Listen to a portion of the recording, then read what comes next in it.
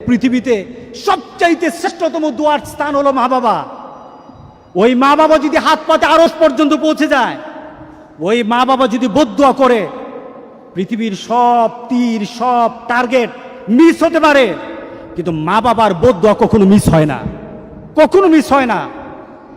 আর সন্তান মা বাবার জন্য যখন দোয়া করে, পৃথিবীর কোনো হুজুর, পৃথিবীর কোনো বুজুর্গ ব্যক্তির দোয়া কবুলের ব্যাপারে সন্দেহ থাকতে পারে, কিন্তু সন্তান যখন মা বাবার জন্য দোয়া করে, এই দোয়া আল্লাহ ফেলে দেয় না। সুবহানাল্লাহ। কারণ মা বাবার এই দোয়াটা শিখিয়ে দিয়েছেন স্বয়ং আল্লাহ সুবহানাহু ওয়া তাআলা, রব্বির হামহুমা কামা রব্বায়ানি সাগীরা।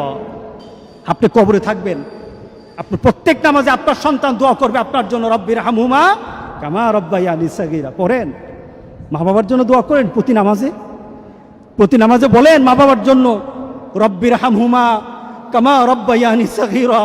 আপনি দোয়া করেন, দেখবেন আপনার দোয়ার কারণে আপনার সন্তান আপনার জন্য দোয়া করছে। আপনাকে আল্লাহ যেন এমন সুযোগ করে দেয়, এমন কুলাঙ্গার সন্তান যেন আমাদের সন্তানগুলো আল্লাহ না বানায়। সবাই বলেন আল্লাহুম্মা আমিন। আপনার দালান, আপনার বাড়ি, আপনার সম্পদ, আপনার ব্যবসা, আপনার পৃথিবীর প্রতিপত্তি যত কিছু আছে, সব আপনি দুনিয়াতে ফেলেই চলে যেতে হবে, কিন্তু সন্তান